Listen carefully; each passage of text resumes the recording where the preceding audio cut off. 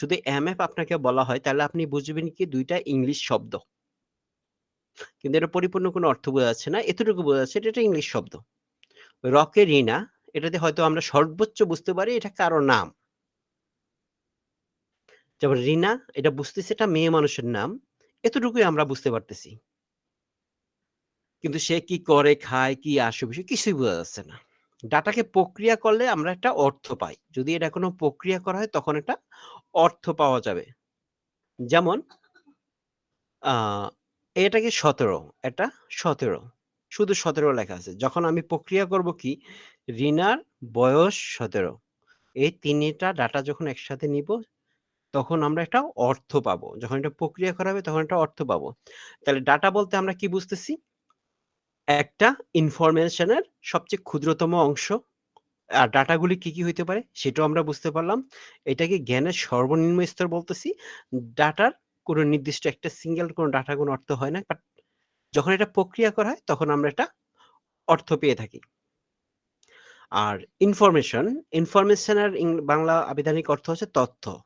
এই ইনফরমেশনটা কি? ইনফরমেশন হচ্ছে এই যে ডাটাকে প্রক্রিয়াজাত করার পর যেটা পাবো সেটাকে আমরা বলতেছি ইনফরমেশন বা তথ্য বা অর্থবোধক। যেমন অর্থবোধক এবং প্রক্রিয়াজাত ডাটাকে তথ্য বলা হয়। অর্থবোধক বা প্রক্রিয়াজাত ডাটাকে তথ্য বলা হয়। অর্থাৎ কোনো ডাটা বা ডাটা সমূহকে প্রক্রিয়াজাত করে প্রাপ্ত ফলাফলকে তথ্য বা ইনফরমেশন বলে। তাহলে কি করা হয়? ১ম উপাত্ত ডাটা নেওয়া হয়, তাকে প্রক্রিয়াজাত করা হয়, তারপর আমরা তথ্যটা পেয়ে থাকি। তাহলে যদি আপনাকে সিম্পলি যখন বলা হয় ডাটা আর তথ্যের মধ্যে পার্থক্য কি? ডাটা হচ্ছে একটা তথ্যের সবচেয়ে ক্ষুদ্রতম অংশ। আর তথ্য বা ইনফরমেশন হচ্ছে গিয়ে ডাটার প্রক্রিয়াজাত রূপ। এবার আমরা আসি এই যে যার পার্থক্যটা হলো, ডাটা হলো জ্ঞান বা সর্বনিম্ন লেভেলের তথ্য বা দ্বিতীয় লেভেল, তথ্যের দ্বিতীয় লেভেল। ডাটা নিজে অর্থপূর্ণ নয় কিন্তু ইনফরমেশন নিজে অর্থপূর্ণ। কোনো অবজারভেশন ও যেকোনো রেকর্ডিং করা হয় ডাটার প্রাপ্তির জন্য। যেখানে এনালাইসিস করা হয় ইনফরমেশন প্রাপ্তির জন্য। Fact, statistics, number, character, symbol, image ইত্যাদি হলো ডাটা। যেকোনো স্টাডি, এক্সপেরিয়েন্স বা ইনস্ট্রাকশন থেকে প্রাপ্ত নলেজ হলো ইনফরমেশন। ডাটা হলো ইনফরমেশনের রিপ্রেজেন্টেশন। অর্থাৎ অর্থপ্রাপ্তির জন্য ডাটাকে অবশ্যই মানুষ বা মেশিন দ্বারা ইন্টারপ্রেট করতে হয়। ইনফরমেশন হলো ইন্টারপ্রেটেড ডাটা। মানে কি? এইখানে যে পার্থক্যগুলি, এটা হচ্ছে তুলনামূলকভাবে পার্থক্যগুলি উল্লেখ করা হইলো। তাহলে দেখেন ডাটাটা আমরা কি বুঝতেছি? ডাটা হলো জ্ঞানের সর্বনিম্ন লেভেল আর তথ্য হলো দ্বিতীয় লেভেল। তার পরবর্তী ধাপটাই প্রক্রিয়াজাত করার পরের অংশটি হলো তথ্য। ডাটা নিজের অর্থপূর্ণ নয়। সে নিজে অর্থপূর্ণ, এটা সম্পূর্ণ একটা অর্থপূর্ণ না। কিন্তু ইনফরমেশন নিজে একটু অর্থপূর্ণ। যেকোনো অবজারভেশন ও যেকোনো রেকর্ডিং করা হয় ডাটা প্রাপ্তির জন্য। একটা অবজারভেশন অথবা রেকর্ডিং হচ্ছে ডাটা প্রাপ্তির জন্য। কোনো একটা ফিড থেকে আমরা যখন কি করি, কোনো একটা অবজারভেশন করা হয়, ইনফরমেশন মানে বিভিন্ন ধরনের তথ্য কালেক্ট করা হয়। তথ্য না যে এটা মূলত উপাত্ত কালেক্ট করা হয়। বিভিন্ন ইনফরমেশন বা গবেষণা করে উপাত্ত কালেক্ট করে, সেই উপাত্তকে কালেক্ট করে সেইটাকে নিয়ে প্রসেস করে আমরা তথ্য পেয়ে থাকি। যেখানে এনালাইসিস এবং ইনফরমেশনের কিসে এই যে প্রাপ্তি হয়। তারপর হচ্ছে fact, statistics, number, character, symbol, image ইত্যাদি এই জিনিসগুলো হলো ডাটা। যেকোনো স্টাডি, এক্সপেরিয়েন্স বা ইনস্ট্রাকশন থেকে প্রাপ্ত নলেজকে ইনফরমেশন বলে থাকি আমরা। ডাটা হলো ইনফরমেশন এর রিপ্রেজেন্টেশন। তারপরে কি বলতেছে? অর্থ প্রাপ্তির জন্য ডাটাকে অবশ্যই মানুষ বা মেশিন দ্বারা ইন্টারপ্রেট করতে হয়। মানে একটা ডাটা যখন প্রাপ্তি করা হয় সেটাকে আ মানুষ অথবা কোনো কম্পিউটার বা কোনো প্রোগ্রামের মাধ্যমে এটাকে যখন ইন্টারপ্রেট করা হয় তখন আমরা ইনফরমেশন পেয়ে থাকি। ডাটার প্রকারভেদ। ডাটা কয় প্রকার হয়ে থাকে? ডাটাকে সাধারণত কতগুলি ভাগে ভাগ করা হয়ে থাকে। যেমন বিভিন্ন ধরনের ডাটা আমরা দেখতে পাই। আমাদের প্রাত্যহিক জীবনে বিভিন্ন রকম ডাটা ব্যবহার করে দেখে ধ্রুবক data, numeric data, character data এই বিভিন্ন ধরনের ডাটা দেখতে পাই। আর এটাকে যখন হায়ারার্কিক্যালি সাজানো করা হয় তখন আমরা কি পাই? ডাটা টাইপ, ১ম বার বলছে ডাটা টাইপ, কনস্ট্যান্ট ডাটা এবং ভেরিয়েবল ডাটা। কনস্ট্যান্ট ডাটা কি? কনস্ট্যান্ট ডাটা হচ্ছে যে ডাটার কোনো পরিবর্তন হয় না, ফিক্সড। কনস্ট্যান্ট ডাটা, এই ডাটায় কোনো পরিবর্তন হয়, ভেরিয়েবল ডাটা। ভেরিয়েবল মানে কি? যার পরিবর্তন হয়, সময় সেটা পরিবর্তন হয়ে থাকে। আর লজিক আর কনস্ট্যান্ট ডাটা কি টাইপের হইতে পারে? লজিক্যাল হইতে পারে, নিউমেরিক হইতে পারে, ক্যারেক্টার হইতে পারে। ভেরিয়েবল তাই। এবং নিউমেরিক ডাটা আবার কয়দিনে হইতে পারে? ইন্টিজার এবং ফ্লোট। নিউমেরিক ডাটা ইন্টিজার এবং ফ্লোট ২ টা ক্ষেত্রে একই রকম। তো ১ম এ ডাটা টাইপের ২ টা ভাগে ভাগ করেছে। একটা হচ্ছে কনস্ট্যান্ট, আরেকটা হচ্ছে ভেরিয়েবল। আর কনস্ট্যান্ট ডাটা বা ভেরিয়েবল বা ডাটা, এই ২ ধরনের ডাটাকে ৩ টা ভাগে ভাগ করেছে: লজিক্যাল, নিউমেরিক এবং ক্যারেক্টার। লজিক্যাল ডাটা কোনটা? যেখানে কি আ লজিক থাকে আরকি। কিরকম লজিক থাকে? ছোট, সমান অথবা বড়। ছোট স মানে সমান অথবা ছোট। বড় অথবা সমান। মানে এই যেই পার্থক্য, এই যে লজিক্যাল যেই তাদের কম্বিনেশন গুলা থাকে, মানে সম্পর্ক থাকে, সেটা হচ্ছে লজিক্যাল ডাটা। আর নিউমেরিক ডাটাতে আমরা বুঝি যেটা হচ্ছে গিয়ে সংখ্যাভিত্তিক, ১, ২, ৩, ৪, ৫, ৬ এরকম সংখ্যাভিত্তিক, ২৬০, ৩৬৫, ঠিক এই টাইপের ডাটাগুলো আমরা বলতেছি নিউমেরিক ডাটা। নিউমেরিক ডাটার ভিতরে আবার ২ ধরনের থাকে। একটা হচ্ছে ইন্টিজার, আর হচ্ছে ফ্লোট। তো ইন্টিজার টাইপের নাম্বারটা হচ্ছে কিরকম? যেটার ভিতরে কি ইন্টিজার টাইপ হচ্ছে যেখানে কোনো ভগ্নাংশ থাকে না। পূর্ণ শব্দ থাকে। যেমন আ ৫, ১২, ১৩, ২০। আর ফ্লোটটা হচ্ছে যেমন 4.13, 3.69, এই যে দশমিক যুক্ত যে নাম্বারগুলি থাকতেছি, এটাকে আমরা ফ্লোট নাম্বার বলে থাকি, অথবা ডাবল নাম্বার বলা হয় অনেক সময়। আর ইন্টিজার তো বললাম ওইটা। আর এই যে ভগ্নাংশ যুক্ত যে নাম্বারগুলো, সেটাকে আমরা বলছি ফ্লোট নাম্বার। এটা হচ্ছে আমার ডাটা টাইপের ধরন। এবার আসি আমরা ডাটা স্ট্রাকচারটা কি? ১ম আমরা দেখলাম শুধু ডাটা এবং ইনফরমেশন নিয়ে কথাবার্তা বললাম। দেখেন এখানে সুন্দর একটা ছক দেওয়া আছে। ছক আকারে এটা বুঝানোর জন্য। তো ডাটা, ইনফরমেশন এবং ডাটা ইনফরমেশন জিনিসটা কি? ডাটার প্রকারভেদ, কি ধরনের ডাটা হইতে পারে, সেই জিনিসগুলা। এখন আমরা আসি আমাদের বইয়ের মধ্যে যে ধরনের ডাটা স্ট্রাকচার নিয়ে আমরা কথা বলব, ডাটা স্ট্রাকচার। ডাটা স্ট্রাকচারটা নরমালি আমরা বুঝতেই পারতেছি। স্ট্রাকচার বলতে আমরা কি বুঝতে পারি? যে কোনো একটি নির্দিষ্ট ডাটা অর্গানাইজেশন এর ডাটা যুক্তিমূলক, লজিক্যাল বা ম্যাথমেটিক্যাল মডেলের ডাটা স্ট্রাকচার বলে। কি বলতেছি? একটা ডাটা অর্গানাইজেশন এর ডাটা লজিক্যাল বা মডেলকে ডাটা অর্গানাইজেশন এ কোনো নির্দিষ্ট ডাটা অর্গানাইজেশনে নির্দিষ্ট ডাটা অর্গানাইজেশনে লজিক্যাল এবং ম্যাথমেটিক্যাল মডেলকে ডাটা স্ট্রাকচার বলে। যদি আমরা এক কথায় বলতে চাই এই কথাটা। আর অন্য কথা যদি বলা হয়, বর্ণ, ফিল্ড, রেকর্ড ইত্যাদি সমন্বয় প্রক্রিয়াজাতের উপযোগী উপাত্তকে ডাটা স্ট্রাকচার বলে। আমি মনে করি যে মাঝখানে যেটা দেওয়া আছে, আপনাদের যখন ডাটা স্ট্রাকচার কি, এটা কিন্তু ইম্পোর্টেন্ট কোয়েশ্চেন। শর্ট কোয়েশ্চেন এর জন্য এতটুকু আসলে তখন আপনার শুধু এতটুকু লিখলেই হবে। কোন নির্দিষ্ট ডাটা অর্গানাইজেশনে লজিক্যাল বা ম্যাথমেটিক্যাল মডেলকে ডাটা স্ট্রাকচার বলে। যে ডাটার সময় কাজের উপর ভিত্তি করে বিভিন্নভাবে প্রক্রিয়াজাত করা হয়। ডাটা সমূহকে সুসংগঠিত করার প্রয়োজন হয়, তাই সময় সুসংগঠনের ডাটা অর্গানাইজেশন বলে। মানে এই ডাটা অর্গানাইজেশনটা কি? আমরা যখন বলতেছি কোন একটা ডাটা অর্গানাইজেশন, এই ডাটা অর্গানাইজেশন কি? কাজের উপর ভিত্তি করে বিভিন্নভাবে প্রক্রিয়াজাত করা হয়, ডাটা সমূহকে সুসংগঠিত করার প্রয়োজন হয়। মানে বিভিন্নভাবে প্রক্রিয়াজাত করে এটাকে সুসংগঠিত করার প্রয়োজন হয়ে থাকে। এই সুসংগঠিত করাকে ডাটা অর্গানাইজেশন বলা হয়। আর কোন একটি নির্দিষ্ট ডাটা অর্গানাইজেশনের লজিক্যাল বা ম্যাথমেটিক্যাল মডেলকে ডাটা স্ট্রাকচার বলে। ডাটা স্ট্রাকচারের প্রয়োজনীয়তাটা কি? দেখেন, ডাটা স্ট্রাকচার এই জিনিসগুলি আপনাদের বোঝাটা সবচেয়ে বেশি ইম্পোর্টেন্ট। কারণ আমরা যে কাজগুলি করব, সামনে যে ক্লাসগুলি করব, সেখানে আমাদের এই ডাটা নিয়েই সবকিছু।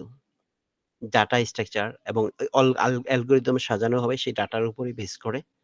এইজন্য আমাদের প্রয়োজন। আপনারা যদি কোনো পার্টটা না বুঝতে পারেন, অবশ্যই সাথে বলবেন, জিজ্ঞেস করবেন।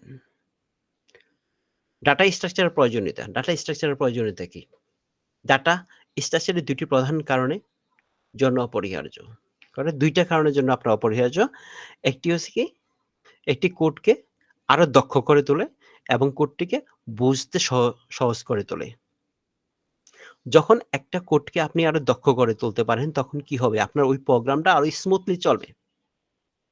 এবং এটা যদি খুব সহজে বোঝা যায়, বুঝার বুঝতে সহজ হলে তাহলে হচ্ছে প্রোগ্রামারদের সেটাতে কাজ করতে সুবিধা হবে। আচ্ছা একটু একটা জিনিস খুব ডিস্টার্ব করতেছে। মিউট। হ্যাঁ। তাহলে এটা ডাটা স্ট্রাকচারের ২ টি প্রধান কারণ অপরিহার্য, যেমন একটি হচ্ছে কোডটিকে আরো দক্ষ করে তোলে। আরেকটি হচ্ছে কোডকে বুঝতে সহজ করে দেয়। যখন দক্ষতার কথা আসে তখন ডাটা স্ট্রাকচারের কম্পিউটার এমনভাবে ডাটা সংগঠিত করে দ্রুত কোড চালাতে সহজ করে এবং কম্পিউটারের জন্য প্রক্রিয়া করা সহজ হয়ে থাকে। এখন দেখেন ডাটা স্ট্রাকচারের প্রকারভেদ। ডাটা স্ট্রাকচারকে প্রধানত ২ টি ভাগে ভাগ করা হয়েছে। একটা হচ্ছে লিনিয়ার ডাটা স্ট্রাকচার আর একটা হচ্ছে নন লিনিয়ার ডাটা স্ট্রাকচার। আর এর উদাহরণ যদি আমরা বলি, একটা হচ্ছে স্ট্যাক হলো লিনিয়ার ডাটা স্ট্রাকচার আর গ্রাফ হলো নন লিনিয়ার ডাটা স্ট্রাকচার। আচ্ছা, স্ট্যাক আর গ্রাফের মধ্যে আমরা কি পার্থক্য দেখতে পাই? তার উপর আমরা বুঝতে পারি অ্যাকচুয়ালি লিনিয়ার ডাটা স্ট্রাকচার বলতে কিরকম বোঝানো হয়েছে আর নন লিনিয়ার ডাটা স্ট্রাকচার বলতে আমরা কি বুঝতেছি, কিরকম বোঝানো হয়েছে। লিনিয়ার ডাটা স্ট্রাকচার মানে হচ্ছে যেমন স্ট্যাকে কি করা হইতেছে? স্ট্যাক হচ্ছে কি যেমন বইয়ের একটা স্তূপ, একটা নির্দিষ্ট একটা নিয়ম মাফিক চলাফেরা করে, একটা নির্দিষ্ট নিয়মে চলে। কিন্তু গ্রাফ কি আপনার নির্দিষ্ট নিয়ম অনুসারে চলে? যেমন আমরা যখন ক্রিকেট খেলা দেখি, সেখানে আমরা গ্রাফ দেখতে পাই। সেখানে যে গ্রাফটা অগ্রসর হয় সামনের দিকে, সেটা কিন্তু রানের উপর বেস করে। সেটা কিন্তু কখনো প্রেডিকশন করা যাচ্ছে না যে এটা যে একটা নির্দিষ্ট নিয়ম অনুসারে সে বেড়ে যাবে, সেটা না। কখনো ৫ রান বাড়তেছে, কখনো ৬ রান বাড়তেছে, কখনো ১ রান, কখনো ২ রান, কখনো ৪ রান, কখনো 0 রান। প্রতিটা সিকোয়েন্সিয়ালি আমার একটা নির্দিষ্ট তালে বৃদ্ধি বা কমতেছে না বা একই মাত্রায় থাকতেছে না। সেটা চেঞ্জ হচ্ছে। Variable, changeable. ফিক্সড থাকতেছে না। সেটা হচ্ছে নন লিনিয়ার ডাটা স্ট্রাকচার। আর স্ট্যাকটা কি একটা নির্দিষ্ট আকারে চলে যে একটা বইয়ের স্তূপ। যখন আমি এখান থেকে কোনো একটা বই সরাবো বা রাখবো, এখানে যেন first in, first out, last out এই ধরনের যে সিকোয়েন্স গুলো আমরা দেখতে পাই। কিসের মধ্যে দেখতে পাই সেখানে? সেখানে আমাদের বিভিন্ন কিউ যদি হয় সেটাও আমরা লিনিয়ার বলতেছি, স্ট্যাক হলে লিনিয়ার বলতেছি। এগুলো একটা নির্দিষ্ট সিকোয়েন্সুয়ালি চলবে। তো মানে স্যার হ্যাঁ, বলেন। লিনিয়ার সিস্টেমে কি যে ফিফো লিফো মেনটেন করা হয়? হুম। FIFO, LIFO এগুলো মেইনটেইন করা হয়। আর স্যার কোশ্চেন টাইপটা যদি দিয়ে তারপর ডিটেইলসটা বললে মনে হয় আরেকটু ইজি লাগতো আরকি। মানে কি টাইপের কোশ্চেন থাকতে পারে আর অ্যানসার গুলো কিভাবে হবে? আচ্ছা টপিক এখানে গুলো যে না, আমি বলতেছি যেমন এখানে টপিকসটা আমি আপনাকে বলতেছি। যখন বলা হইতেছে কি ডাটা কি সম্পর্কে, এটা সম্পর্কে আমার বোঝানোর প্রয়োজন হইতেছে। ডাটা। তো ডাটা কি? এই হচ্ছে একটা কোয়েশ্চেন। ডাটা এবং ইনফরমেশনের পার্থক্য কি একটা কোয়েশ্চেন। ডাটার প্রকারভেদ একটা কোয়েশ্চেন। ডাটা স্ট্রাকচার কি একটা কোয়েশ্চেন। ডাটা স্ট্রাকচার প্রয়োজনীয়তা কি এটা একটা কোয়েশ্চেন। তারপর ডাটা স্ট্রাকচারের প্রকারভেদ। ডাটা স্ট্রাকচার কয়টা প্রকার সে প্রকারভেদ, এটা একটা কোয়েশ্চেন হইতে পারে। তার অপারেশনগুলির নাম লেখো, ডাটা স্ট্রাকচারের অপারেশনগুলির নাম লেখো। তারপরে যেমন টারভার্সিং কি, এটাই যেমন টারভার্সিং কি, সার্চিং কি, ইনসার্ট, ডিলিটিং কি, সর্টিং কি, মার্জিন কি, এগুলো কিন্তু আপনাদের কোয়েশ্চেন, শর্ট কোয়েশ্চেন। এখানে প্রত্যেকটা শর্ট কোয়েশ্চেন এবং মানে শর্ট এবং ভেরি শর্ট কোয়েশ্চেনের মধ্যে আছে। ঠিক আছে স্যার। বুঝতে পারছেন? মানে জাস্ট এখানে কিন্তু কোয়েশ্চেনের মতো করেই। এই যেমন মনে করেন ডাটা স্ট্রাকচারের প্রকারভেদ। যেমন ডাটা স্ট্রাকচারের প্রকারভেদগুলি বলো। ঠিক আছে? আবার ডাটা স্ট্রাকচারের আ গুলি উল্লেখ করো। যখন ডাটা স্ট্রাকচার উল্লেখ করা হয় তখন এই যেগুলো উল্লেখ করে দিলেন। এরকম ডাটা স্ট্রাকচার আছে। প্রকারভেদ কিন্তু ডাটা স্ট্রাকচার ২ প্রকারই। Linear data structure, non linear data structure. আমি কিন্তু যে আগের যেই শীটগুলি দিয়েছিলাম এখানে এর পরের থেকেই আপনি মনে করেন প্রতিটা একদম স্পেসিফিক করে কোয়েশ্চেন আর অ্যান্সার আকারেই পাবেন। ওইখানের ভিতরে কিছু একটু বেশি থাকে। কারণ বোঝানোর প্রয়োজনে, শেখার প্রয়োজনে অল্প কিছু বেশি রাখা হয়। অত বেশি রাখা হয় না কিন্তু। একেবারে খুবই স্যার শীট বলতে বুঝিনি। মানে শীট কোথায় শীট দিয়েছেন? না, আমি যেমন আগে ২ টা ক্লাসে আপনাদের শীট দিয়েছিলাম না? বা পরবর্তীতে যখন আমরা শীট দিব মানে কি আমাদের যেই উম শীট বলতে কি আমি যখন ক্লাসের যে আপনাদেরকে দেওয়া হয় না? পান না আপনারা? পিডিএফ ফাইল পান না? স্যার অনেকে তো নতুন আছে স্যার। ও আচ্ছা। আজকে আমি যেমন জয়েন করছি স্যার। আচ্ছা, বুঝতে পেরেছি। আগের ২ টা ক্লাস হয়েছে, দোনোটা ক্লাসে বা পরবর্তী যে ক্লাসগুলো হবে, প্রতিটা ক্লাস শেষে আপনাদেরকে একটা পিডিএফ ফাইল দেওয়া হবে। জি স্যার। ঠিক আছে? ওই পিডিএফ ফাইলের ভিতরেই আপনাদেরকে কোয়েশ্চেন এবং উত্তর আকারেই দেওয়া হয়। তবে ওই কোয়েশ্চেনগুলোর ভিতরে হয়তোবা একটু বেশি লেখা থাকে। কারণ বোঝানোর খাতিরে অনেক একটু বেশি লেখা হয়। তবে আর এই শিটটাতে আপনাদের একটু আরো বেশি লেখা আছে। আরো স্পেসিফিক করে দেওয়া হয়ে থাকে। সেখানের ভিতরে মনে করেন যে আপনারা যখন সামনের দিকে যে শিটগুলি পাবেন বা যেগুলি দেখবেন ডাটা স্ট্রাকচারের, যেমন আপনাদের আমি ২ টা শিট দেখাই। হয়তো এই শিটগুলি রাখবো না। এখানে আগের শিট এগুলি আরো বেশি স্পেসিফিক করে করে দিব। যেমন এখানে যেমন অনেক কিছু আছে। এগুলো এত কিছু রাখবো না। এখানে অনেক ব্যাখ্যা বিস্তারিত দেওয়া আছে। ঠিক আছে? কারণ বোঝানোর জন্য স্যার অনেক কিছু দিয়ে দেওয়া হইছে। ঠিক আছে? তো এই শিটগুলি আরকি এরকম শিট বানিয়ে দেওয়া হয়। এখানে যেমন অনেক জিনিস আছে যেটা আপনাদের এত কিছু প্রয়োজন নাই। এখানে আমি বুঝিয়ে দেই। কিন্তু এই শিটগুলি যখন দেওয়ার জন্য আরো হয়তো কমিয়ে দিব। জি স্যার, কমিয়ে দিলে ভালো হয়। আর স্যার প্রেজেন্ট না থাকতে পারলে রেকর্ডেড ক্লাসে কথা বলেছিল, কিন্তু পরবর্তীতে খুঁজে পাইনি রেকর্ডেড ক্লাস। আচ্ছা, সেটার ক্ষেত্রে আপনি ওবায়দুর ভাইয়ের সাথে বা আপনার যে আছে না, যে কনসার্ন আছে, ওনাদের সাথে একটু কথা বলেন। যে রেকর্ডটা তো আমি করি না, ওনারা রেকর্ডটা করে। ঠিক আছে? ওনারা লিংকটা দেয়, ওনারা রেকর্ডটা করে দেয় তো। তো আমিও ওনাদের সাথে কথা বলব যারা রেকর্ডটার দায়িত্বে আছে। ঠিক আছে? আর ওনারা রেকর্ড দিয়ে দিবে আশা করি। আর যদি না দেয়, আচ্ছা ওনাদের সাথে কথা বলি। ওনারা যদি রেকর্ডটা না করে থাকে, রেকর্ডটা করার কথা। বলা হয়েছিল রেকর্ড করার কথা। রেকর্ড না করা হইলে আমি রেকর্ড করার ব্যবস্থা করব। ঠিক আছে? এই ব্যাপারে স্যার একটা কথা স্যার। হ্যাঁ, বলেন। স্যার আজকে তো আমি আপনাদের ওই প্রতিষ্ঠানে গেছিলাম স্যার ভর্তি হওয়ার জন্য এবং ভর্তি হয়েও আসছি। আচ্ছা, তে আচ্ছা। ওবায়দুর ভাই বলল যে স্যার শেষের দিকে পরীক্ষার আগে একটা শীট দেয়। ওই শীটটা পড়লেই মোটামুটি কাভার হয়ে যাবে। অল্প অল্প একটু করে ২ ঘন্টা ২ পড়লেই ওটাই যথেষ্ট পরীক্ষার জন্য। স্যার তাহলে ঐরকম একটা সাজেশন দিয়েন স্যার ফাইনালি। সেটা তো সবসময় দেওয়া হয়। কিন্তু কিছু তো পড়তে হবে। নিজেকে তো জি তৈরি স্যার, করতে আমরা হবে। তো একটা কোর্স অনেকেই করবেন, চাকরি করি পাস স্যার। করবেন, পাস করবেন ইচ্ছা করি সবাই 100% পাস করে। ঠিক আছে? কিন্তু আমার মতে কি শুধু কি সার্টিফিকেটই সব? না স্যার, অনেকেই আমরা একটু জবের মধ্যে ইনভলভ আছি তো, মানে ওইরকম সময়টা বেশি একটা হয় না। এই জন্য ফাইনালি ২ মাসের আগে আমাদের একটা শীট দিলে ২ মাস ইনশাল্লাহ পড়লে পরীক্ষা দিলে একটা ভালো ইনশাল্লাহ হ্যাঁ, হয়ে যাবে স্যার। ইনশাআল্লাহ সেটা তো বিগত কয়েক বছর অবশ্যই সাজেশন দেওয়া হয়। কিন্তু এখানে একটা বিষয় থাকে আপনাদের একটা জিনিস মাথায় রাখবেন 100% কিন্তু সাজেশন কমন পড়ে না ১ নাম্বার। ২ নাম্বার হচ্ছে কি আমাদের সিলেবাসও কিন্তু মানে 100% সিলেবাস থেকেও কোয়েশ্চেন আসে না। ২ একটা কোয়েশ্চেন এলোমেলো আসে। কিন্তু আপনার কিন্তু কোনো চয়েস থাকে না, কোয়েশ্চেনে একটা চয়েস থাকে। তবে তাও কোনো চিন্তা করার কিছু নাই। যে শিটগুলি দেওয়া হয় ওটা যদি আপনি পড়েন মোটামুটি A+ কিন্তু চলে জি আসে জি। মার্ক, বুঝছেন? আপনি যদি ওই শিটটাও যদি ফলো করেন তাও আপনার A+ চলে হ্যাঁ আসবে। হ্যাঁ। A+ চলে আসবে কেন? আপনার কিন্তু মার্কটা কিন্তু কয়েক সেক্টর থেকে আসে। কন্টিনিউয়াস অ্যাসেসমেন্ট থেকে আসে, প্র্যাকটিক্যাল থেকে আসে, থিওরিতে আসে। এখন থিওরিতে যদি জি স্যার। আপনার যে সিলেবাস সাজেশনটা ফলো করেন, কারণ কিছু কোয়েশ্চেন আছে আপনার সিলেবাসের বাইরে থেকে। সিলেবাসেই নাই। হুম। সেই কোয়েশ্চেন আসে। সেটা তো আপনি দিতে পারাটা একটু কষ্টকর হয়ে যায়। তখন একটা ফ্যাসিলিটি দিয়ে আমরা দেওয়ার ব্যবস্থা করি। একটা কেন স্যার সিস্টেম করি। আপনারা সাপোর্ট দিবেন না সেক্ষেত্রে সিলেবাসের বাহির থেকে আসলে? সেটা তো চেষ্টা করা হয়ই।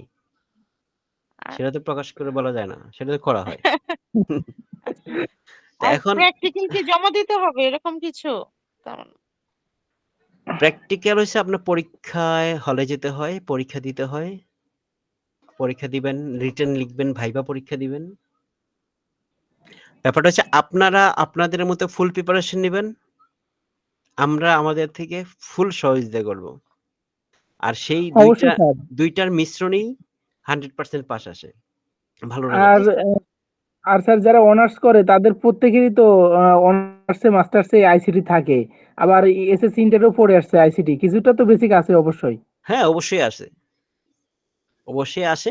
কিন্তু তারপর নিজের আমার মনে হয় কি যে না আমার মনে হয় যেটা হচ্ছে আপনারা যেহেতু কোর্সটাতে ভর্তি হয়েছেন, সার্টিফিকেট তো পাবেন। ভালো রেজাল্টও হবে। কিন্তু কিছু জেনে জেনে জি স্যার এটাই। জি সার্টিফিকেটটা নেওয়া স্যার, ভালো। টপিক সম্পর্কে তো ধারণা থাকতে হবে। হুম, তো হুম, হুম। প্র্যাকটিক্যালি গিয়ে প্রবলেম। মানে আপনার তো মনে হয় এই কোর্সটার পরে আপনারা বিভিন্ন ধরনের স্কুল, কলেজের জন্য হাই স্কুল এখানেই ট্রাই করেন, না? তাই না? এসব জি জায়গায় তো স্যার। ট্রাই করে। টিচার হিসেবে তো সবাই যায়। এখন মনে করেন যে আপনি পাস করে গেলেন, সার্টিফিকেট পাইলেন, সবকিছু পাইলেন। কিন্তু একটা স্টুডেন্ট আপনাকে কোয়েশ্চেন জিজ্ঞেস করলো কিন্তু আপনি উত্তর দিতে পারলেন না। জি স্যার, এক্ষেত্রে বেসিকটা জানা অনেক জরুরি। এটা তো একটু লজ্জাজনক বিষয় হয়ে যেতে পারে। জিনিসটা ভালো দেখা যায় না। সাইলেন্ট বয়, স্যার আপনার মনে হয় মাইক্রোফোনটা থেকে একটু নয়েজ আসতেছে? গুড। আচ্ছা। তাহলে আমরা একটু দেখি। আর যদি আপনাদের কোনো কোয়েশ্চেন থাকে, কোনো ধরনের ওই সাবজেক্ট রিলেটেড জানাবেন। যতটুকু সম্ভব সলিউশন দেওয়ার চেষ্টা হবে। আর বোঝার চেষ্টা করেন। আমার মনে হয় যে ক্লাসগুলি করলে আপনারা এখান থেকে সহজে অনেক কিছু বুঝতে পারবেন যে আসলে আমাদের কি হইতেছে, কি পড়তেছি, কি আসতে পারে, কি আসে বিষয়। ইম্পোর্টেন্ট টপিকস গুলাকে আমি বলে দেই যে এই পয়েন্টগুলি ইম্পোর্টেন্ট। তারপরে হচ্ছে গিয়ে আপনারা যদি ক্লাস না করেন রেকর্ডেড ভিডিওতে করতে পারলে তো আরো ভালো দেখতে পাইলে। আর যেটা ২ টা ক্লাস যদি মিস হয়ে থাকে আর প্রয়োজনে রিভিশন ক্লাসের ব্যবস্থা করা হবে। আর আপনাদের সাজেশন বা ওই শর্ট দেওয়া হবে এবং একটা প্রিপারেশন পরীক্ষা দিতে হয় পরীক্ষার আগে। আপনাদের সেটা দিতে হবে। তাহলে আপনি বুঝতেও পারবেন যে অ্যাকচুয়ালি কোয়েশ্চেনটা কিরকম হয় এবং তার উত্তরগুলি কিরকম করতে হবে। সেটাও আপনি একটা প্রিপারেশন নিতে পারবেন। এখন মনে করেন যে হ্যাঁ, বোর্ডের ভিতরে যখন আপনাদের পরীক্ষা হবে নিজেদের কিছু প্রিপারেশন থাকা কি জন্য জরুরি? মনে করেন যে আপনার সাবজেক্ট আছে কয়টা? ৭ টা, ৫-৬ টা সাবজেক্টের পরীক্ষা হচ্ছে। যে ৫-৬ টা সাবজেক্টের পরীক্ষার ভিতরে প্রত্যেক পরীক্ষায় যে আপনাকে সহযোগিতা করা যাবে এরকম নাও হইতে পারে। কারণ ২-১ জন আপনার ঘাউড়া টিচার থাকতেই পারে। ঘাউড়া টিচার বলতে যাবে না তো, ওইটা বলতে পারেন যে একদম ইনোসেন্ট টিচার বলতে পারেন। যে যারা কিনা কোনো জি, জি। ধরনের কনসিডার করবে না। আর সাধারণত আ কিছু টিচার আছে এরকম পড়েই।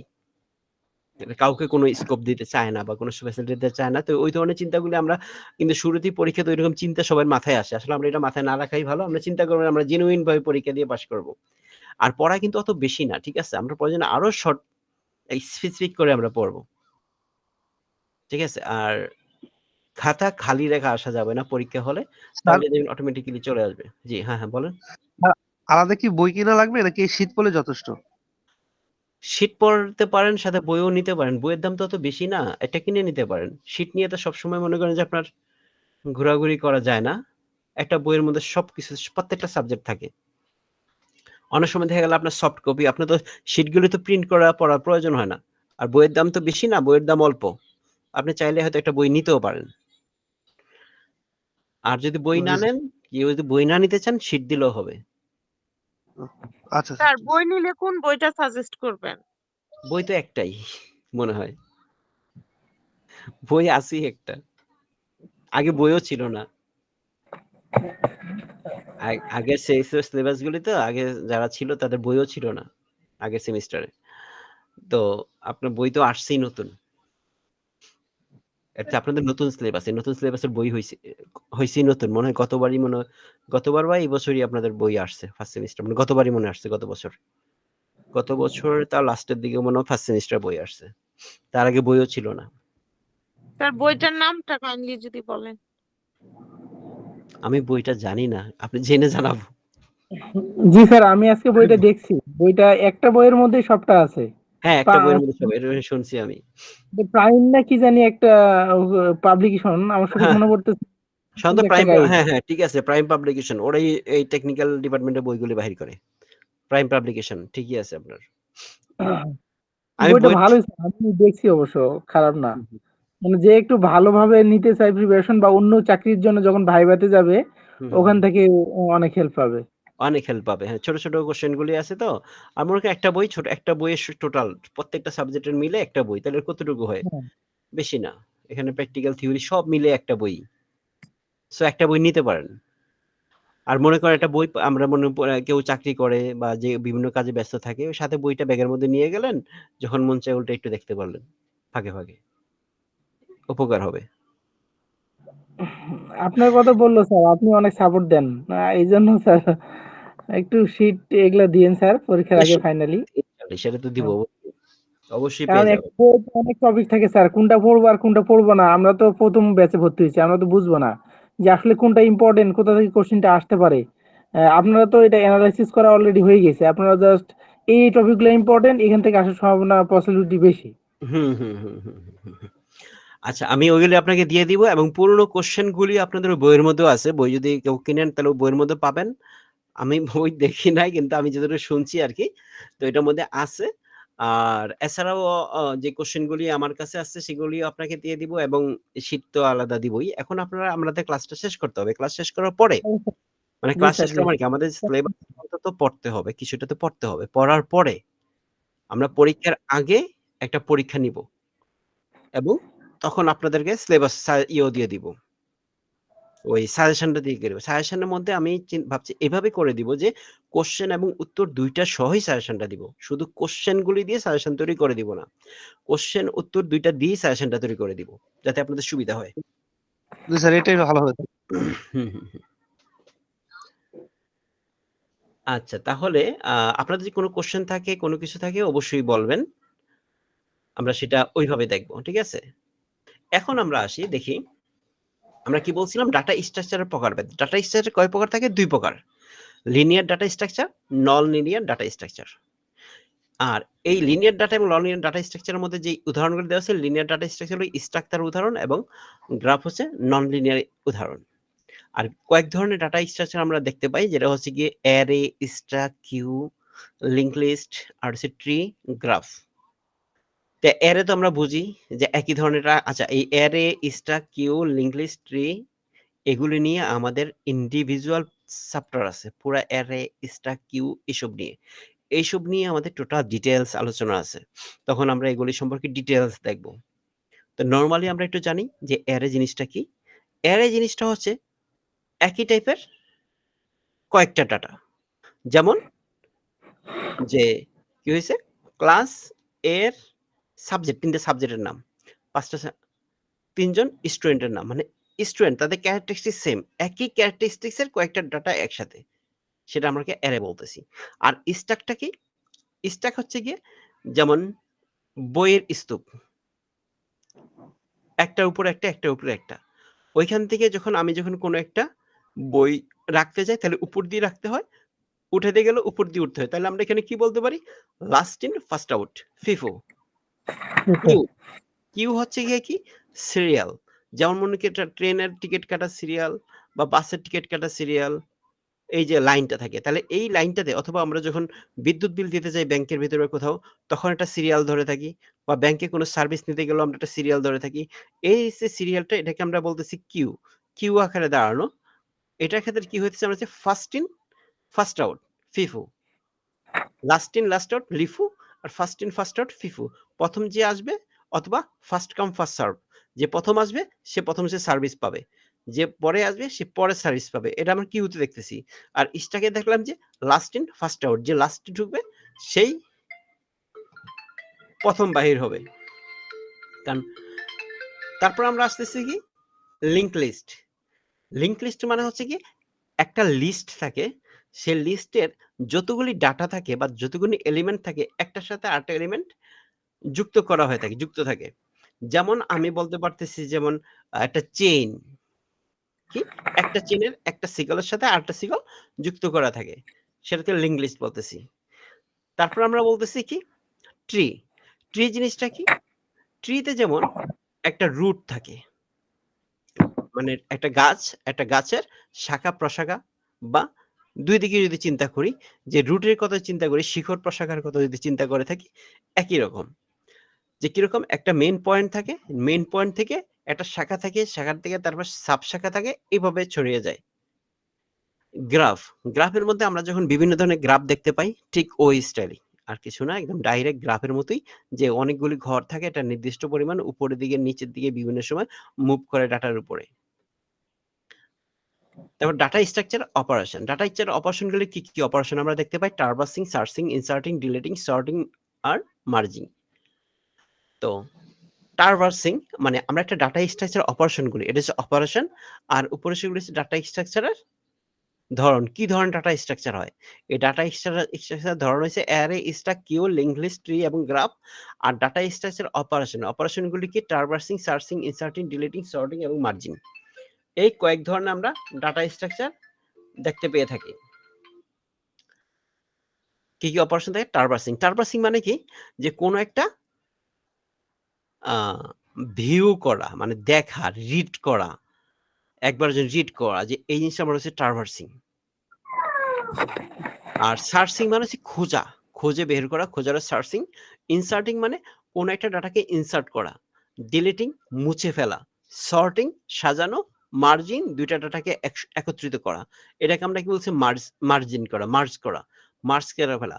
দুইটা ডাটা আছে, এটাকে একসাথে করে দেওয়া, মার্জ করা। যেমন মনে করি যে রহিম, তার ফার্স্ট নেম লাস্ট নেম থাকতে রহিম, রহিম তখন মিলতেছে না, আচ্ছা রহিম প্রধানিয়া, তাহলে রহিম একটা ফার্স্ট নেম আর প্রধানিয়া তার লাস্ট নেম, ফার্স্ট নেম আর লাস্ট নেম একসাথে করে রহিম প্রধানিয়া একসাথে করে দিলাম। অথবা আরো হইতে পারে জাস্ট মার্জিন, জাস্ট দুটো একসাথে করে দেওয়া। সর্টিং কি বলছি? খুঁজে বের করা। আর ডিলিট মানে মুছে ফেলা, অপ্রয়োজনীয় ডাটাকে মুছে ফেলাকে ডিলিটিং বলতেছি। আর ইনসার্টিং মানে হচ্ছে কি নতুন করে কোনো ডাটা ইনসার্ট করা। সার্চিং খুঁজে বের করা। ট্রাভার্সিং মানে হচ্ছে কোনো একটা প্রসেস থেকে একবার রিড করে নেওয়া বা একটা প্রসেসকে চালু করা। এখন এগুলি হচ্ছে গিয়ে ট্রাভার্সিং, সার্চিং, ইনসার্টিং, ডিলিটিং এবং সর্টিং, মার্জিন, এই অপারেশনগুলি আমরা ডাটা স্ট্রাকচারে দেখতে পাই। এখন দেখেন জাস্ট এখানে একটু শর্টে বর্ণনা দেওয়া আছে। ট্রাভার্সিং কি? কোনো রেকর্ডকে একমাত্র একবার অ্যাক্সেস করা এবং প্রসেস করে ট্রাভার্সিং বলে। মানে যে কোনো একবার তাকে একটা রেকর্ড, কোথাও একটা ডাটাকে রাখা হয়েছে, একটা রেকর্ড মানে একটা ডাটাকে রাখার স্থানকে, সেটাকে আমরা রেকর্ড বলি।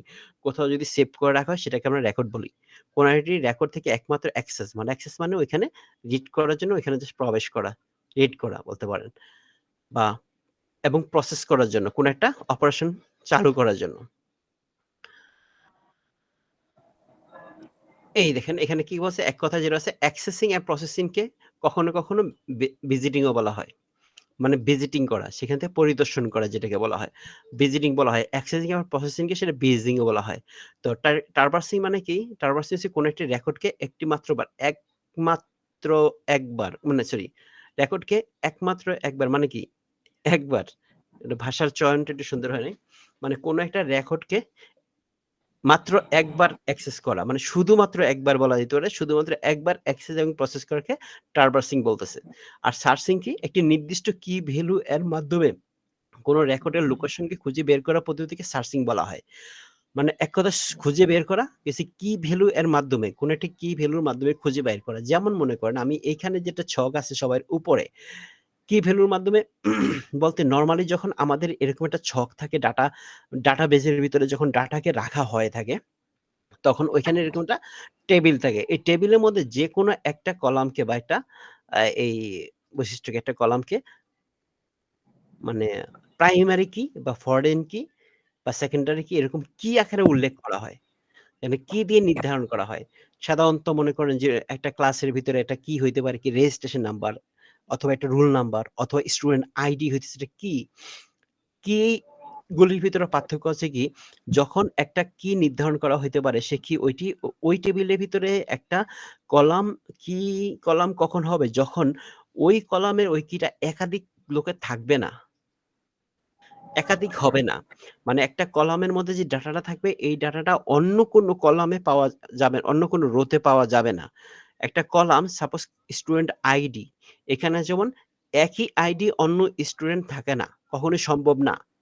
এবং কোনো কলাম নাল হবে না, মানে জিরো বা শূন্য, জিরো হবে না, মানে ফাঁকা হবে না, ফাঁকা থাকবে না। ওই ধরনের কি একটা কলামকে আমরা কি কলাম বলতে পারি, বা প্রাইমারি কি ডিক্লেয়ার করতে পারি, ওই ধরনের কলামকে আমরা ডিক্লেয়ার করতে পারি। তাইলে আমরা যখন সার্চিং করব তখন কি করব, যখন কোনো খুঁজে বের করা হবে, তখন কি ওই কি ভ্যালু দিয়ে আমাদেরকে খুঁজতে হবে। যখন সার্চ করা হয় কিরকম, সাপোজ, অথবা অন্য ভ্যালু দিয়ে খোঁজা সম্ভব হয়।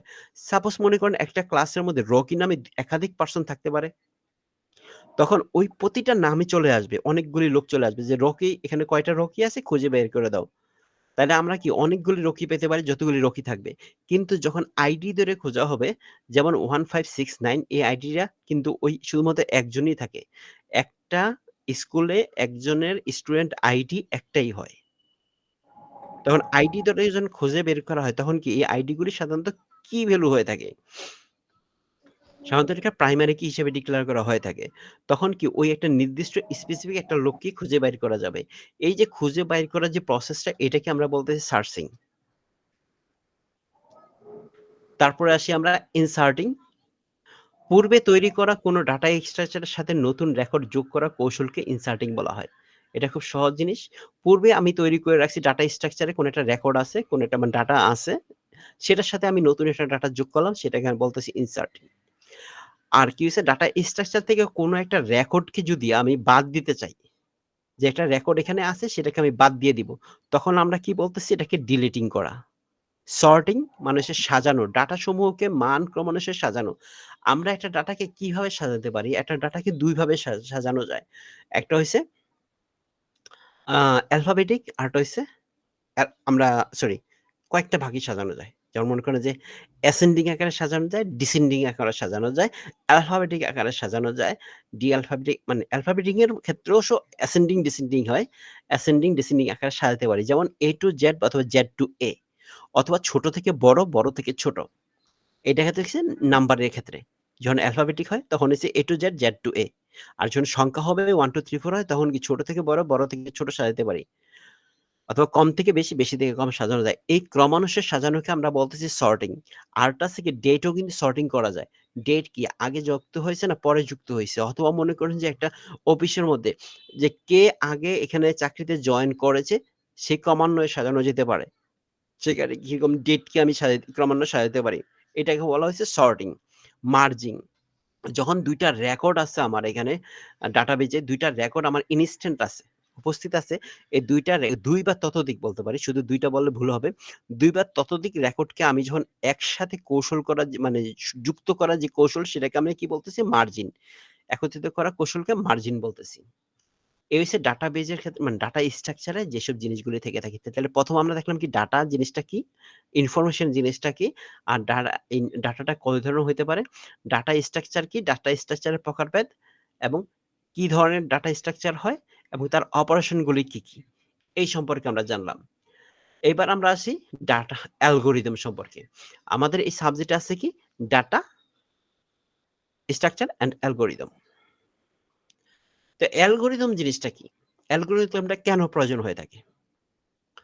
যখন কোনো একটা সমস্যা, কোনো একটা প্রবলেমকে আমরা সলিউশন করার জন্য সাধারণত একটা প্রোগ্রাম রচনা করে থাকি। মানে সেটাকে সমস্যাকে দূরবর্তী করার জন্য, দূর করার জন্য, একটা প্রবলেমকে সলভ করার জন্য বা একটা সমস্যাকে দূর করার জন্য আমরা একটা প্রোগ্রাম রচনা করে থাকি। সেই প্রোগ্রামটা রচনা করার সময় আমরা কি করি? সেই প্রোগ্রামটাকে এনালাইসিস করি। প্রবলেমকে এনালাইসিস করে ছোট, ছোট আকারে ভাগ করি। ভাগ করে এটাকে ক্রমান্বয়ে আকারে সাজাই। সাজানো হইলে এই যে সাজানো যেই স্বাভাবিক ভাষাটা এটাকে আমরা বলতেছি অ্যালগরিদম। মানে এইভাবে সুন্দরভাবে একটা প্রোগ্রামটাকে কি করি? ওই সমস্যাকে সমস্যার যে সমাধানের যেই ধরনটা সেটাকে এনালাইসিস করে ছোট, ছোট আকারে সাজানোর যে প্রক্রিয়াটা সেটাকে আমরা বলতেছি অ্যালগরিদম। যেমন বইয়ের ভাষা আমরা একটু দেখি। বিভিন্ন সমস্যা সমাধানের জন্য কম্পিউটার ব্যাপকভাবে ব্যবহৃত হয়ে থাকে। যেকোনো সমস্যা সমাধানের ১ম এ সমাধানের উপায় ঠিক করতে হবে। সমস্যা সমাধানের জন্য প্রোগ্রাম লেখা আবশ্যক। একটা প্রোগ্রাম লেখার প্রয়োজন হয়। কিন্তু সাধারণ কোনো প্রোগ্রাম সরাসরি লেখা হয় না। ১ম এ প্রবলেমটিকে বিশ্লেষণ করার প্রয়োজন হয়। এনালাইসিস করার পর সমস্যার সমাধান নির্ণয় করা হয়।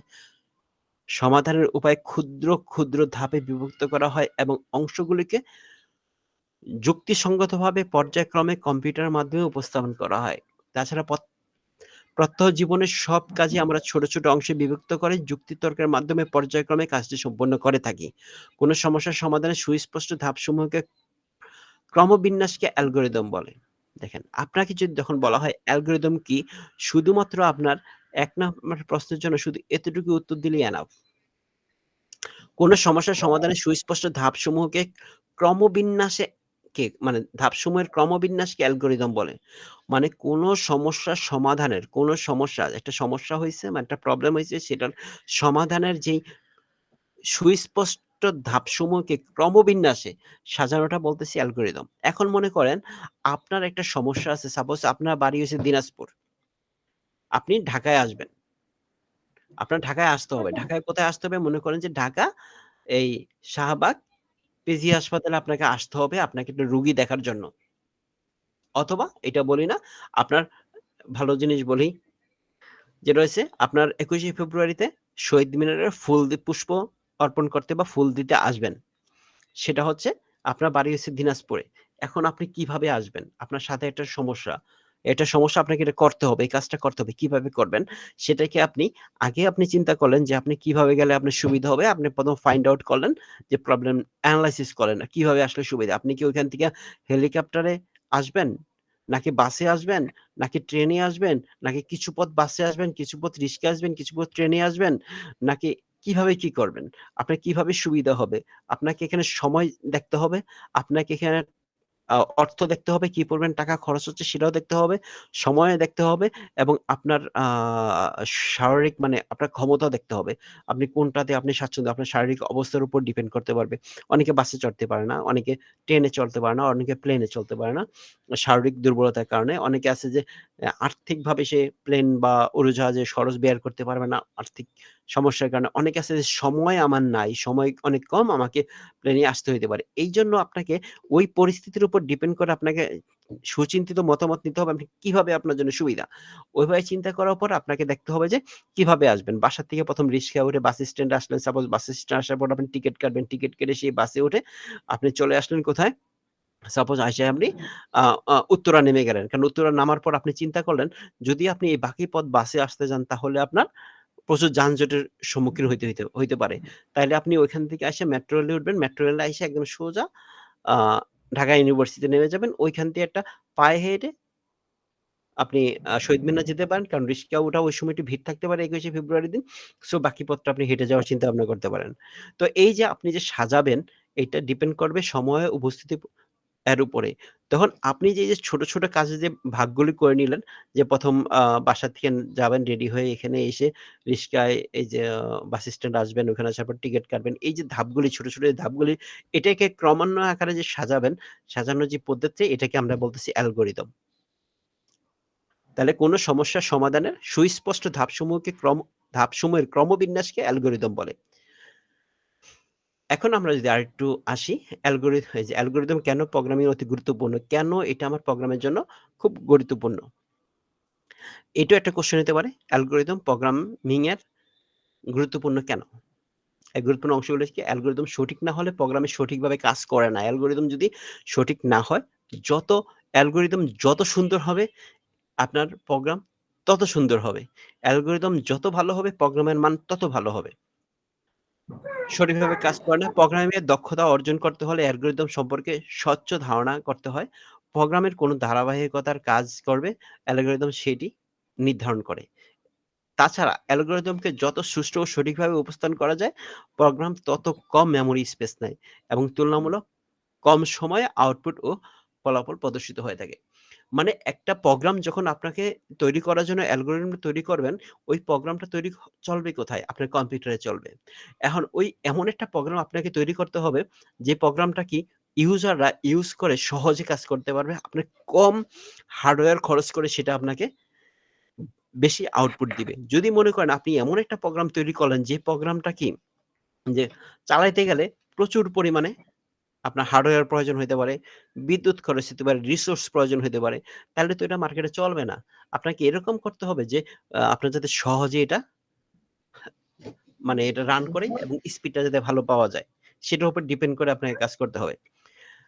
এবার আসি আমরা অ্যালগরিদমের বৈশিষ্ট্য। অ্যালগরিদমের বৈশিষ্ট্যগুলি কি, কি? অ্যালগরিদম রচনার ক্ষেত্রে নিচের বিষয়গুলি গুরুত্বপূর্ণ। যেমন হচ্ছে অ্যালগরিদম একটি নির্দিষ্ট ইনপুট থাকবে। মানে অ্যালগরিদমের ধাপগুলি কি, কি থাকে? একটা নির্দিষ্ট সংখ্যক ইনপুট থাকবে। অ্যালগরিদমে একটি নির্দিষ্ট সংখ্যক স্টেপ থাকবে। মানে আমি কয়টা ধাপে কাজটা শেষ করব। কি, কি আমার ইনপুট দিতে হবে। বর্ণিত ধাপ সহজবোধ্য এবং নির্ভুল ও সংক্ষিপ্ত হতে হবে। মানে বর্ণিত ধাপগুলি সহজবোধ্য, মানে সহজে যাতে বুঝতে পারে, এবং যখন আপনি অ্যালগরিদম তৈরি করে দিলেন, প্রোগ্রামার তো এখানে কোডিং করবে। সে কোডিংটা যাতে সে নির্ভুলভাবে করতে পারে। আপনি যদি অ্যালগরিদম এমনভাবে লেখলেন যে প্রোগ্রামার বুঝলই না যে আপনি কি বুঝাইতে চাচ্ছেন, কি করা দরকার, তাহলে তো ওই অ্যালগরিদম করে লাভ নাই। এজন্য বর্ণিত ধাপসমূহ সহজবোধ্য, নির্ভুল ও সংক্ষিপ্ত হতে হবে। অ্যালগরিদম নির্বাহের সময়কাল নির্দিষ্ট মাত্রায় থাকা উচিত। মানে অ্যালগরিদম যে আপনি তৈরি করবেন সেটার ক্ষেত্রে প্রচুর সময় নেওয়া যাবে না। একটা নির্দিষ্ট সময় দিবে। অ্যালগরিদম বাস্তবায়নের জন্য ন্যূনতম মেমোরি স্পেস ব্যবহার করা প্রয়োজন। মানে অ্যালগরিদমটা যখন প্রোগ্রামিং এর জন্য বাস্তবায়ন করতে যাবে তাহলে যাতে আমার মানে মেমোরি স্পেসটা অনেক কম যায়। ওইটার দিকে মাথায় চিন্তা রাখতে হবে। নাহলে মনে করেন আপনার এই প্রোগ্রামটা রান করতে গেলে যদি বলে যে আপনার মনে করেন কম্পিউটার এখন নরমালি আমরা কি 16 জিবি RAM দিয়ে কাজ করে থাকি। এখন যদি বলা হয় যে আপনার এই প্রোগ্রাম কাজ করতে 16 জিবি RAM লাগবে, তাহলে আপনার কম্পিউটারে শুধু ওই প্রোগ্রামই চলবে, অন্য কিছু চলবে না আর? তাহলে তো সমস্যা। তাহলে আমাকে মাথায় রাখতে হবে যে ঐরকম যাতে মেমোরি স্পেসটা কম খরচ হয় সেটা নিয়ে চিন্তা করতে হয়। আর সেটা কিভাবে কম নিয়ে খরচ করতে হয় সেটা নিয়ে আমরা হয়তো পরে আরো আলোচনা করব। তখন বোঝা যাবে। প্রতিটি অ্যালগরিদমের আউটপুট থাকবে এবং একটি অ্যালগরিদম প্রোগ্রামের সমাপ্তি টানতে হবে। তাহলে একটা অ্যালগরিদমের ক্ষেত্রে আমরা কি দেখলাম যে বৈশিষ্ট্যগুলি কি থাকে? অ্যালগরিদমের নির্দিষ্ট সংখ্যক ইনপুট থাকবে। ইনপুটটা আমার স্থির থাকবে। নির্দিষ্ট ইনপুট থাকবে। অ্যালগরিদমের নির্দিষ্ট সংখ্যক স্টেপ থাকবে। কয়টা স্টেপ থাকবে সে নির্দিষ্ট করা থাকবে। বর্ণিত ধাপসমূহ সহজবোধ্য, নির্ভুল ও সংক্ষিপ্ত হতে হবে। অ্যালগরিদমের নির্দিষ্ট সময়কালে নির্দিষ্ট মাত্রা থাকা উচিত। অ্যালগরিদম বাস্তবায়নের জন্য ন্যূনতম মেমোরি স্পেস ব্যবহার করা উচিত। প্রতিটি অ্যালগরিদমে আউটপুট থাকবে। মানে প্রতিটি অ্যালগরিদমের একটা আউটপুট থাকবে এবং প্রতিটি অ্যালগরিদমের প্রোগ্রামের সমাপ্তি টানবে। তাহলে এখানে দেখেন অ্যালগরিদম কি? অ্যালগরিদম প্রোগ্রামের জন্য কেন গুরুত্ব? অ্যালগরিদমের বৈশিষ্ট্যগুলি কি? এর মধ্যে 3টা কোশ্চেন আছে। এর প্রত্যেকটা ইম্পর্টেন্ট কোশ্চেন। সুডোকোড কি? অ্যালগরিদম নোটেশন কি? আর হচ্ছে অ্যালগরিদম কমপ্লেক্সিটি কি? সাউন্ড আচ্ছা। পলিউশন হচ্ছে, একটু কাইন্ডলি স্টপ করলে ভালো হয়।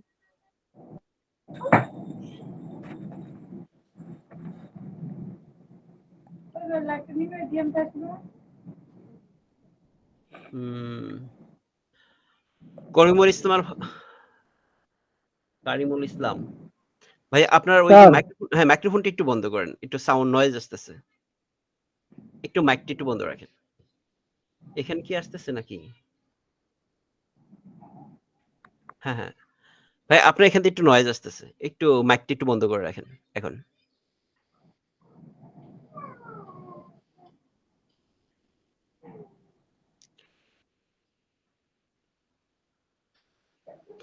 কামরুল ভাই আপনার মাইকটা একটু বন্ধ করে রাখেন।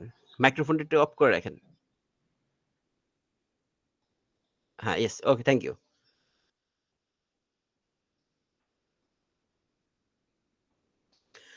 তারপর আসতে যাবে সুডোকোড।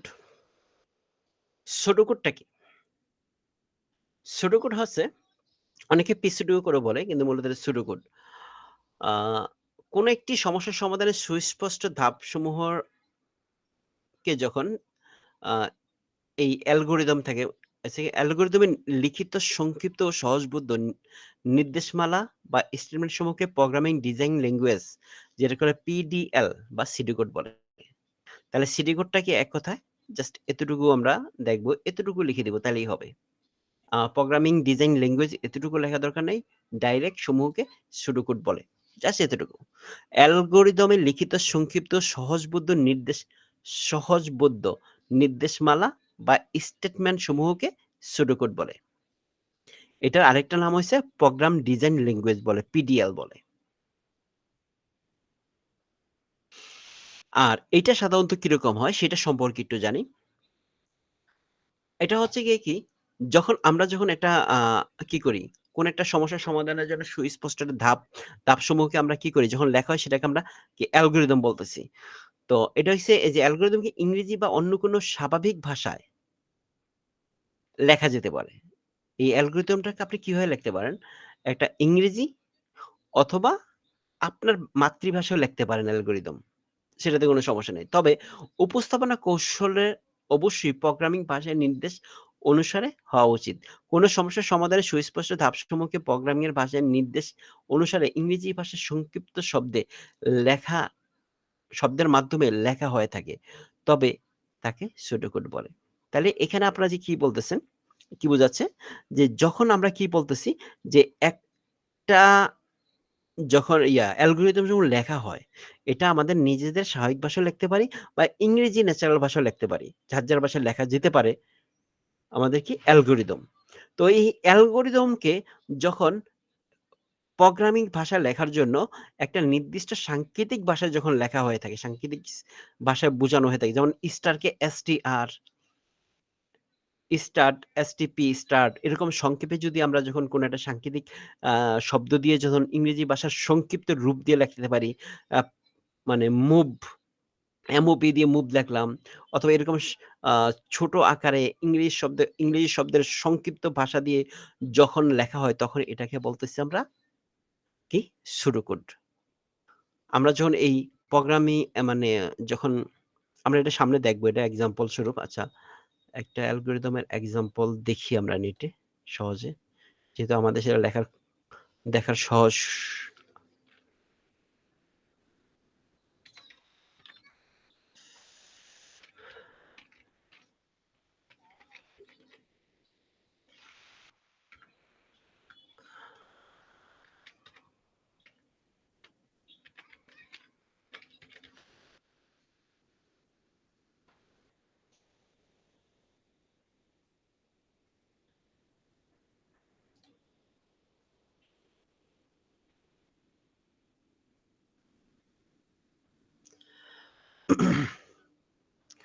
এই দেখেন, এইখানে অ্যালগরিদমটা লেখা হয়েছে। এই যে বাম পাশেটা অ্যালগরিদম, তারপরে যে ফ্লো চার্ট, তারপরে হচ্ছে প্রোগ্রাম। এখানে ১ নম্বরে স্টার্ট, ২ নম্বরে রিড এবি, ৩ নম্বরে C equal to A plus B, ৪ নম্বরে প্রিন্ট অর ডিসপ্লে সি, ৫ নম্বরে স্টপ। এই যে এখানে কি অ্যালগরিদম লেখা হয়েছে ইংলিশ ভাষা দিয়ে সংক্ষেপে জাস্ট টুকটাক করে এখানে লিখে দিচ্ছে সিরিয়ালে। এটাকে আমরা বলতেছি অ্যালগরিদম। এই যে নিচে আবার দেখেন অ্যালগরিদম স্টার্ট, রিড, লেন্থ, এল। এখানে কি ডিটেইলস কোনো লেখা নেই, সংক্ষেপে ছোট করে লেখা আছে। এই যে লেখার স্টাইল, এটাকে আমরা বলতেছি অ্যালগরিদম। এটাকে বলতেছি আমরা সিডোকোড। যে এই যে ছোট করে এই ভাষা সংক্ষেপে লিখে যাচ্ছে, এটাকে বলতেছি আমরা সুডোকোড। যে ছোট কোডের মাধ্যমে আমরা বুঝাইয়া দিচ্ছি যে সব কি বলা হইতেছে। আর এখানে টোটাল প্রোগ্রামটা এখানে করা হইতেছে। আর এই প্রোগ্রামের এই যে অ্যালগরিদমকে চিত্রগতভাবে যদি উপস্থাপন করা হয় সেটাকে আমরা বলতেছি ফ্লো চার্ট। এটা হচ্ছে ফ্লো চার্ট, চিত্রভিত্তিক উপস্থাপন। একটা অ্যালগরিদমকে চিত্রভিত্তিক উপস্থাপনকে বলতেছি ফ্লো চার্ট। আর একটা প্রোগ্রামকে এই যে প্রবলেমটাকে যেমন সংক্ষেপে সিকোয়েন্সিয়ালি সাজানো হয়েছে স্টেপ টু স্টেপ, এটাকে বলতেছি অ্যালগরিদম। আর এই যে ডান পাশে যেটা প্রোগ্রামিং কোডিং লেখা, ডাইরেক্ট কোড লেখা হচ্ছে, এটাকে বলতেছি আমরা প্রোগ্রাম।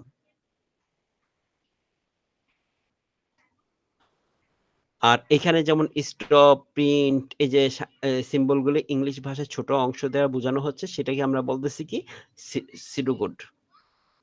তারপর নোটেশন। এই নোটেশনটা হচ্ছে কি, যখন আমরা কি করে থাকি, যখন বিভিন্ন অ্যালগরিদমের মধ্যে বিভিন্ন ধরনের সাংকেতিক চিহ্ন ইউজ করে থাকি, সেটাকে আমরা বলি নোটেশন। যেমন যে কোনো একটি অ্যালগরিদম নোটেশন অবশ্যই গুরুত্বপূর্ণ। অ্যালগরিদম বিনিময়ের কিছু সংকেত ব্যবহার করা হয় অ্যালগরিদমের জন্য। এই ধরনের বিধিবিদ্যার সংকেতকে অ্যালগরিদম নোটেশন বলে। অ্যালগরিদম নোটেশনটা কি? অ্যালগরিদমের ভিতরে বিভিন্ন ধরনের আমরা বিভিন্ন ধরনের সাংকেতিক চিহ্ন ইউজ করে থাকি। সেই সাংকেতিক চিহ্নগুলিকে আমরা বলতেছি নোটেশন, অ্যালগরিদম নোটেশন। অ্যালগরিদম লেখার সময় আমাদের যদি কোনো ধরনের সাংকেতিক চিহ্ন বা সিম্বল ইউজ করার প্রয়োজন হয়ে থাকে, তখন এটাকে বলা হয় অ্যালগরিদম নোটেশন। আর অ্যালগরিদম সিডোকোডটা কি? অ্যালগরিদমের মধ্যে যখন ইংলিশের ছোট আকারে, ইংলিশ ভাষার বিভিন্ন ছোট মানে সংক্ষিপ্ত আকারে কোনো ইংলিশ ভাষার ব্যবহার করা হয়ে থাকে, তখন সেটাকে আমরা বলতেছি সিডোকোড। এবার আমরা আসি অ্যালগরিদমের কমপ্লেক্সিটি। অ্যালগরিদমের কমপ্লেক্সিটিটা কি? একটা অ্যালগরিদমের কমপ্লেক্সিটি হচ্ছে ৩ ধরনের কমপ্লেক্সিটি আমরা দেখতে পারি। আর কমপ্লেক্সিটি কি? যে বিভিন্ন আমরা যখন অ্যালগরিদম রচনা করা হয়ে থাকে, মানে লেখা হয়ে থাকে, এর মধ্যে বিভিন্ন ধরনের কমপ্লেক্সিটি থাকে। যেমন এই অ্যালগরিদমটা কিসের জন্য? Traversing, searching, inserting, deleting, sorting, merging ইত্যাদি কার্যকরী সম্পূর্ণ অপারেশন করা হয়। এই অপারেশনগুলো সম্পূর্ণ করার জন্য আমাদের অ্যালগরিদম তৈরি করা হয়। এই অ্যালগরিদমের বিভিন্ন ধরনের কমপ্লেক্সিটি দেখতে পাই। আর এই কমপ্লেক্সিটি গুলি হচ্ছে কি FN কমপ্লেক্সিটি ফাংশন হিসেবে পরিচিত, যেটাকে FN সিম্বল দ্বারা প্রকাশ করা হয়, FN দ্বারা প্রকাশ করা হয়ে থাকে। তাকে প্রকাশ করে কি? FN এর মাধ্যমে। আর এইটা কয়টা মাধ্যমে ৩ টা শ্রেণীতে ভাগ করা হয়েছে মোটামুটি। এটা হচ্ছে ওয়ার্স্ট কেস, এভারেজ কেস এবং বেস্ট কেস। এই ৩ টা কেসের মাধ্যমে আমার এই কমপ্লেক্সিটিকে প্রকাশ করা হয়েছে। এখন দেখেন, ডাটা অপারেশনের বিভিন্নতার কারণে অ্যালগরিদমের কমপ্লেক্সিটি বিভিন্ন হয়ে থাকে। অর্থাৎ কমপ্লেক্সিটির ক্ষেত্রে বিশেষ কম বেশি হয়ে থাকে। এক্ষেত্রে মোটামুটি ৩ টা শ্রেণীতে ভাগ করা হয়ে থাকে। ৩ টা শ্রেণীতে ভাগ করা হয়েছে। আর এই কমপ্লেক্সিটি কি? ওয়ার্স্ট কেস মানে যেকোনো সম্ভাব্য ইনপুট এর বেলায় FN এর মান সর্বোচ্চ অর্থাৎ রান টাইম সবচেয়ে বেশি। মানে এই জিনিসটা বোঝানো হচ্ছে যে আমার কত সময় প্রয়োজন। কত সময় প্রয়োজন আমার এই অ্যালগরিদমটা স্টার্ট করার পর রানিং এ আসতে। এই সময়টা যত বেশি হবে তার কি odds কেস তত বেশি। odds মানে হচ্ছে খারাপ, এভারেজ মানে হচ্ছে গিয়ে মোটামুটি চলে। আর বেস্ট কেস মানে হচ্ছে আ এর চেয়ে তার ভালো সম্ভব না। বেস্ট কেস মানে খুব ভালো। তো এই মানটাকে প্রকাশ করে fn এর মাধ্যমে কি? কমপ্লেক্সিটি ফাংশন হচ্ছে fn এর মাধ্যমে প্রকাশ করা হয়ে থাকে। এই যেমন এখানে দেখেন যেকোনো সম্ভাব্য ইনপুটের বেলায় fn এর মান সর্বোচ্চ অর্থাৎ রান টাইম সবচেয়ে বেশি। এটাকে আমরা odds কেস বলতেছি। এভারেজ কেস মানে হচ্ছে fn এর প্রত্যাশিত মানকে এভারেজ কেস বলে। আর বেস্ট কেস হচ্ছে কখনো, কখনো ডাটা প্রসেসিং এর কমপ্লেক্সিটি এতটাই কম থাকে যে fn এর মান সর্বনিম্ন মাত্রায় নেমে আসে। এই ক্ষেত্রে বেস্ট কেস বলা হয়। এক্ষেত্রে আমরা কি বেস্ট কেস বলতেছি। তাহলে অ্যালগরিদম কমপ্লেক্সিটিকে কয়টা ভাগে ভাগ করা হয়েছে? ৩ টা ভাগে ভাগ করা হয়েছে। আর এর প্রকাশ করার জন্য কৌশলটা হচ্ছে কি fn সিম্বলের মাধ্যমে প্রকাশ করা হয়। তো একটা অ্যালগরিদম রান টাইমকে কমপ্লেক্সিটি fn দ্বারা প্রকাশ করা হয়ে থাকে। আর এটাকে কয়টা ভাগে? ৩ টে ধাপে ভাগ করা হয়েছে। odds কেস, এভারেজ কেস এবং বেস্ট কেস। যদি কোনো সম্ভাব্য ইনপুটের বেলা fn এর মান সর্বোচ্চ হয় অর্থাৎ রান টাইম সবচেয়ে বেশি থাকে, তখন আমরা বলছি odds কেস। যদি প্রত্যাশিত মানের কাছাকাছি বা প্রত্যাশিত মান টিকে থাকে তাহলে আমরা এভারেজ কেস বলি। আর যখন আমাদের প্রত্যাশী মানের নিচে থাকে তখন তাকে আমরা বেস্ট কেস বলি। এই প্রত্যাশিত মানটা কি? যখন আপনি আশা করতে থাকেন যে আপনার একটা প্রোগ্রাম আছে, এই প্রোগ্রামটা রান করে আমার রেজাল্ট দিতে ১ ঘন্টা সময় লাগবে। অথবা ১ মিনিট সময় লাগবে। যখন দেখলেন যে তার চেয়ে বেশি সময় লাগতেছে তাহলে কি odds কেস। আর যদি মনে করি যে না ১ মিনিট সময় লাগতেছে, ১ মিনিট সময়ই লাগছে বা ১ মিনিটের কাছাকাছি লাগছে, তখন আপনি এটা বলতে পারেন এভারেজ কেস। আর যখন দেখবেন যে তার চেয়ে কম সময় লাগতেছে তখন কি এটা best case. Okay good, very good.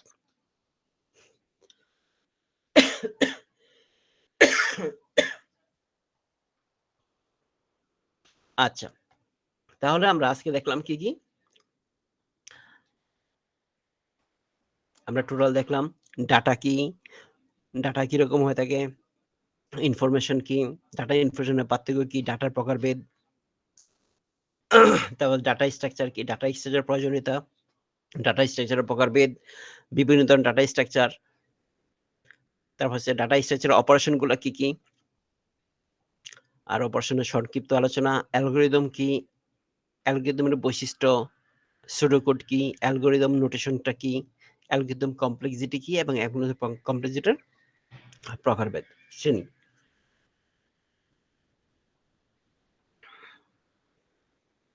আচ্ছা, আমরা আজকে এখানেই এই টপিকটা এতটুকুই দেখব। পরবর্তীতে আমরা ডাটা স্ট্রাকচার সম্পর্কে ইন্ডিভিজুয়াল বিভিন্ন টপিকস নিয়ে আমরা আলোচনা করব আলাদা আলাদা।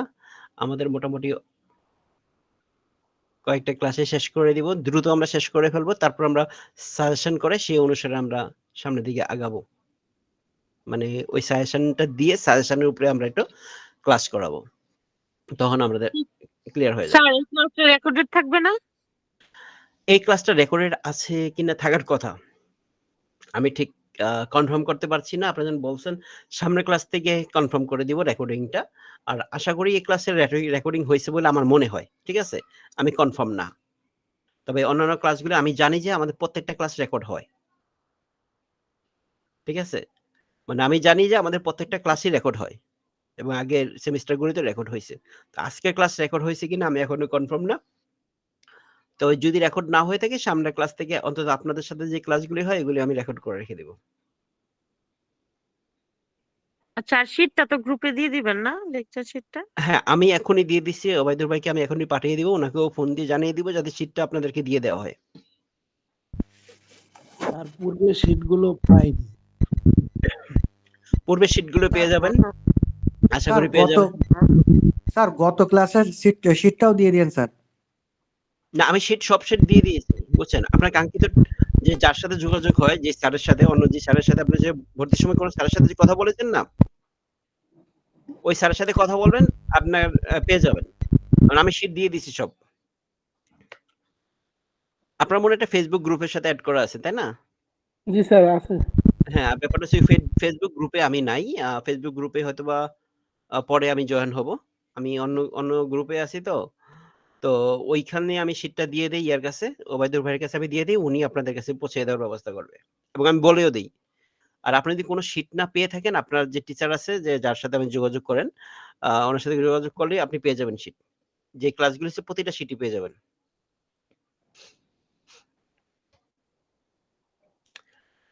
তাহলে সবাই ভালো থাকবেন। আগামী শনিবারে মেবি আমাদের রুটিনে ক্লাস আছে আইসিটি ক্লাস। ওইদিন দেখা হবে। জি ইনশাআল্লাহ। স্যার। তবে আগামী আপনিও ক্লাসটা ভালো মনে হয় থাকবেন। ইনশাআল্লাহ আপনিও ভালো স্যার থাকবেন। আজকে আগামী ক্লাস স্টার্ট হয়েছে কয়টায় স্যার? 8:30টার আজকে পরে ক্লাস শুরু নাকি? হয়েছে না বরাবর 8টা 8টায়। থেকে? 8টায়। আগামী ক্লাসটা কয়টার সময়? বলতে পারবেন কেউ? স্যার আমাদের তো যে মেসেঞ্জারে যে গ্রুপটা ছিল এখানে তো স্যার লেখা ছিল যে 8:30 থেকে হবে। ও আমি ঠিক জানি না যে ডাটা স্ট্রাকচার